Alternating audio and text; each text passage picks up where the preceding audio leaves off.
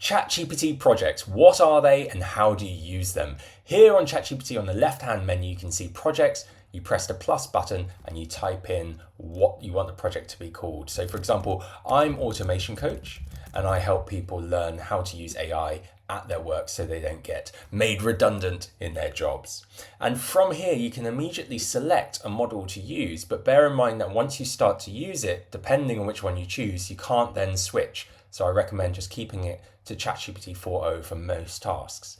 Now, projects you can think of as just a way of organizing all your chat threads, which is really useful if you talk about lots of different things. So here you can see I've got one for marketing, one for HR. And what's nice about this is that you can upload files which can then stay here forever.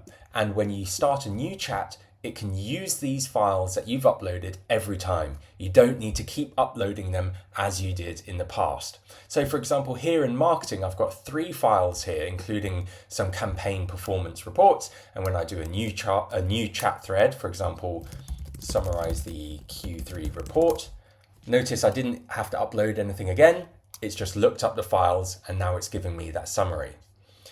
Similarly, in HR, I've got some policy documents here, and you can also do custom instructions, which is really useful if you want custom instructions for different tasks. So for example, at work, you might want to have a different tone within your emails depending on what you're working on. For example, in HR, you might want your emails to be empathetic and professional. If you're working on sales, you might want your emails to be more casual and direct. Now you can do that with custom instructions. So here you can see the custom instruction within this. It's not yet clear how these custom instructions interplay with the custom instructions you can give ChatGPT as a whole.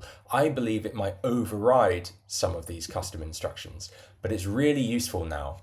So for example, now I can say, write an onboarding email welcoming a new member to the team.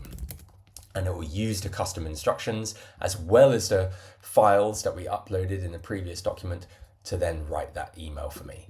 On the left-hand side, you can then reorganize things. So you can see here, it's put that new chat thread underneath marketing. But let's say for whatever reason I go, no, I'd like to move that somewhere else. Well, I can do that there.